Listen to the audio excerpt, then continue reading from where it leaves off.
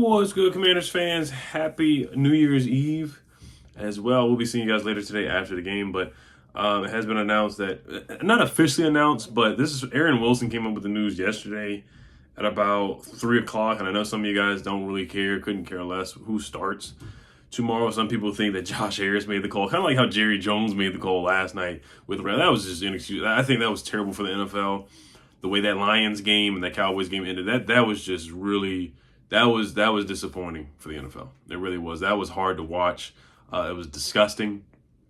It was just ridiculous how that game ended. Dan Campbell should have just kicked the extra point, kind of like how Ron, people went back and forth over Ron saying he should have went for 2 against the Eagles. I thought Ron should have kicked the extra point, kind of just like how Dan Campbell should have just kicked the extra point instead of going to overtime instead of doing that. Now the play, it worked. I know you guys know what I'm talking about. Last night, the Cowboys and Lions game, where the Lions should have won that game. If they went to overtime, they would have won that game.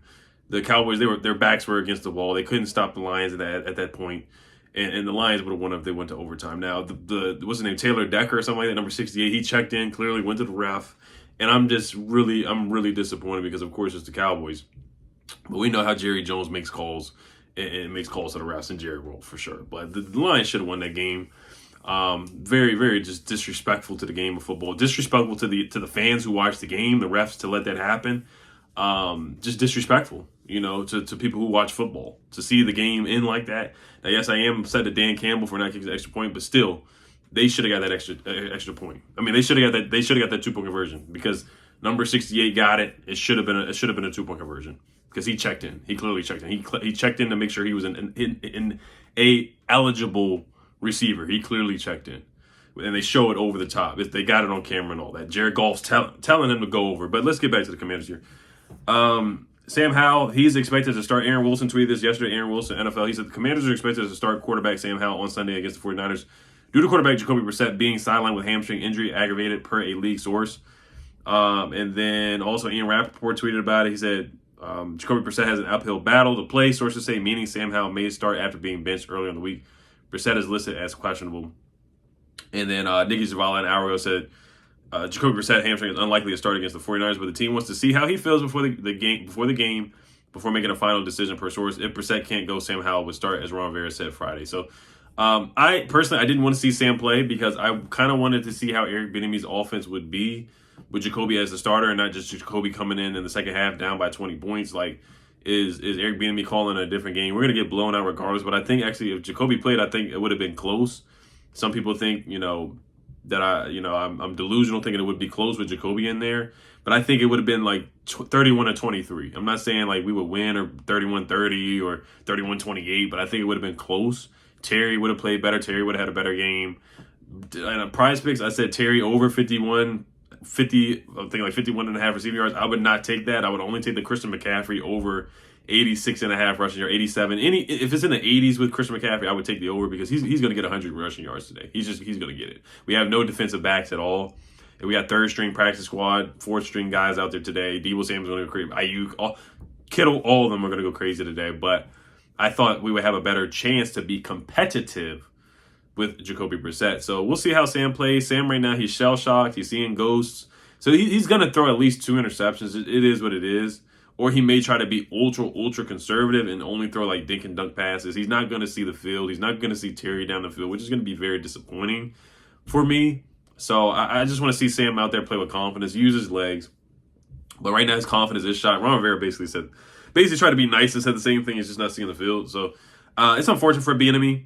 Even though some people don't care about Bieniemy, I don't think he's going to get a head coaching job anywhere. But I just wanted to see his offense kind of be functional, and it just hasn't been functional over the last couple of weeks. Now, it was functional against the Eagles. Sam Howell played well. The Patriots, Sam Howell played well against them. The Seahawks, Sam Howell played well against them. But for some reason, seeing Jacoby come in, he ran the ball more, switch it up. Ball was getting out of Jacoby's hands quicker. We were seeing the West Coast offense kind of being played well or executed well by Jacoby Brissett. So that's just the disappointing thing for me, seeing Sam Howell back in there. I know we're going to lose regardless, but I think Josh Harris, he might have made that call. But it's crazy to hear that Jacoby just tweaked his hand, and it could happen. It could have really happened, but just the timing of it is very odd. It's very odd, very questionable for sure. Just like the Cowboys getting that call at the end. Very questionable, very odd, for sure. All right, so let's talk about draft status here real quick. Right now, we are 4th because of strength of schedule. The Cowboys won last night, so it just made us change. Like, the Patriots are 3rd, we're 4th now. Now, if we lose to the which we are, when we lose to the Niners and the Cowboys, we have a chance to move back up to 3rd. And the Patriots, they play the Jets, who are pretty darn awful. So the Patriots could lose to the Jets. I wouldn't be surprised. A lot of people are like, oh, the Patriots are going to beat the Jets. They're going to beat the Jets. So I'm not 100% sure about that. I'm really not. The Patriots are a weird team, man. They're a weird team. They can beat a good team. Well, I'm not going to say beat a good team. But they can beat a team in playoff contention like the Broncos and then lay an egg and lose to a team like us, like they did earlier this in the season. So you just never know what a Bill Belichick team's going to do. Of course, he's chasing wins to get past Don Shula. So Bill Belichick, he's trying to win, man. He's trying to win. So I do think he's going to be. I do think if I had to put money on, I think they're going to beat the Jets. But don't sleep on the Jets' defense. Their defense is still a tough defense. They're still a pretty, even though they gave a lot of yards to Flacco last game. But yeah, that's the scenario. We have a small long shot at pick number 1. If the Panthers win both their games, which is not going to happen.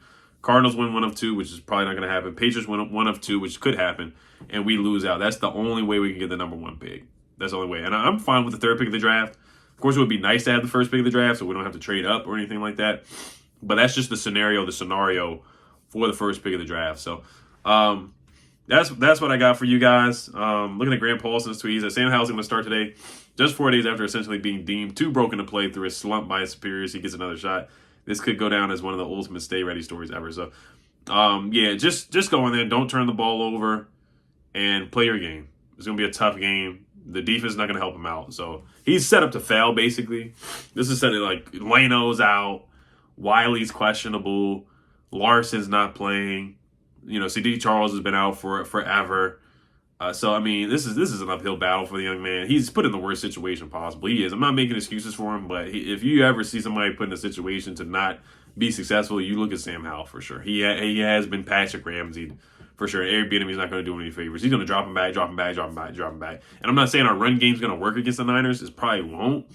But you just see how he called the game with Jacoby in both those games. It was very odd to see him actually have a functional running game. And Antonio Gibson is running back number 1.